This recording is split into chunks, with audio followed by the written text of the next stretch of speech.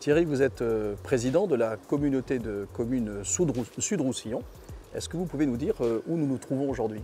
Nous sommes sur la station d'épuration de la Comcom Sud-Roussillon, à Saint-Cyprien plus précisément.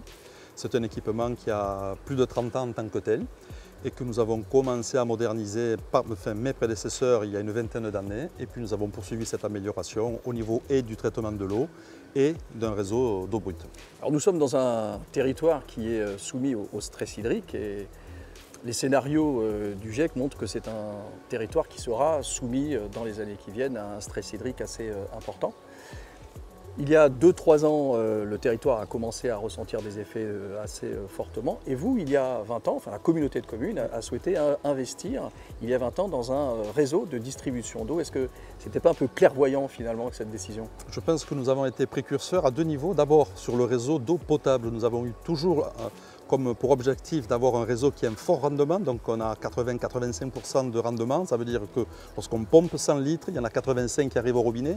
Et à côté de ce réseau, il y a 20 ans, effectivement, on a tiré des tuyaux parallèles, 200 km de tuyaux d'eau potable, 150 km de tuyaux d'eau brute pour alimenter justement les particuliers, les maisons, les agriculteurs, enfin certains en tout cas, avec cette eau brute qui venait initialement du lac de Villeneuve. Puis il y a eu cette sécheresse à laquelle vous faites référence, il y a 3 ans.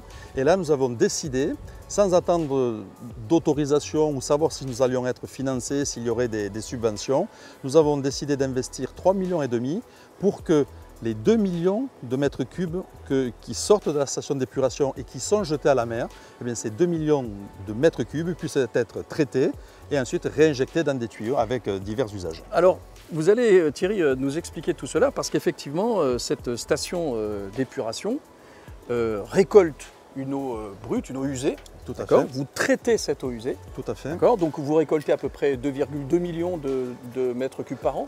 On produit 2 millions de mètres cubes d'eau potable et sur ces 2 millions il y en a 2 millions qui arrivent à la station d'épuration que nous traitons et que nous jetions.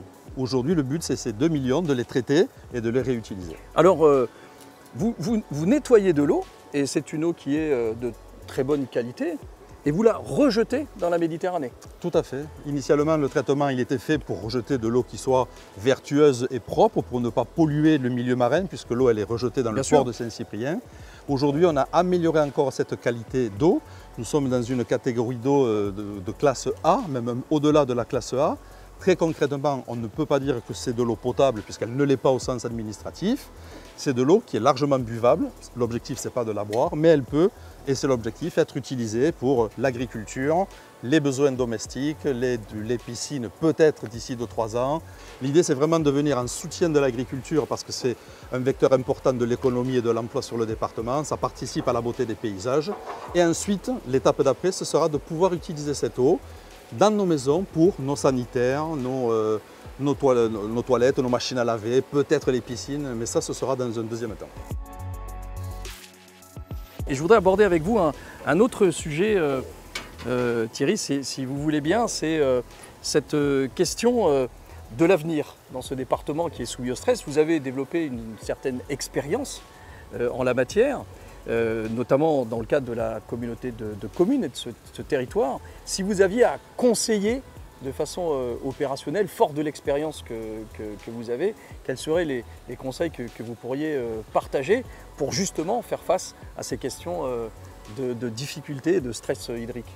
Disons que je ne vais pas me poser en donneur de conseils, mais disons que l'expérience que nous avons et que nous vivons au temps présent, me permet de dire que, certes, aujourd'hui, on parle de la réhute, d'accord. C'est vrai que nous la réhute, c'est la réutilisation. La réutilisation, oui.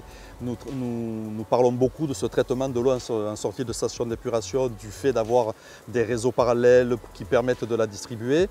Mais le vrai travail, il commence en amont. C'est d'abord par économiser l'eau potable que nous pompons et qui est sous nos pieds, faire en sorte que lorsque l'on pompe 100 litres, il y en ait au moins 80-85 litres qui arrivent au robinet. Lorsque l'ensemble des collectivités seront arrivées à ce niveau-là, on aura fait déjà le premier vrai pas dans les économies. Sobriété. Sobriété, investissement dans le réseau de distribution et ensuite effectivement limiter les usages, être un petit peu plus vertueux dans la dépense en termes d'utilisation de cette eau. Et en troisième volet, c'est l'eau de la réhute, investir dans la réhute et lorsque cela est possible, eh bien, réutiliser l'eau pour la mettre soit au profit du monde économique, du monde agricole ou des particuliers, soit on continue à la rejeter dans le milieu naturel. Est-ce qu'au fond, ces questions de l'eau peuvent être traitées par un certain type d'acteurs ou est-ce qu'elles passent par une réunion entre les entreprises, les agriculteurs, les usagers, les politiques pour trouver une solution systémique, puisque c'est quand même un sujet systémique? L'eau est un bien qui appartient à l'humanité. Personne ne peut se revendiquer comme étant propriétaire de l'eau où qu'elle soit sur la planète. Donc l'ensemble des acteurs, qu'ils soient économiques, politiques, même philosophiques, doivent se mettre autour d'une grande table, chacun devant faire un effort dans son mode de fonctionnement, dans son mode de pensée, dans son modèle économique. Nous, ce que nous avons fait à Saint-Cyprien et à Sud-Roussillon, c'est on est parti d'un constat simple, on manque d'eau, on a la possibilité de, pas fabriquer de l'eau, mais de traiter de l'eau. Faisons-le. Thierry, merci beaucoup de ce partage et de toutes ces informations très intéressantes. Merci à vous, Eric.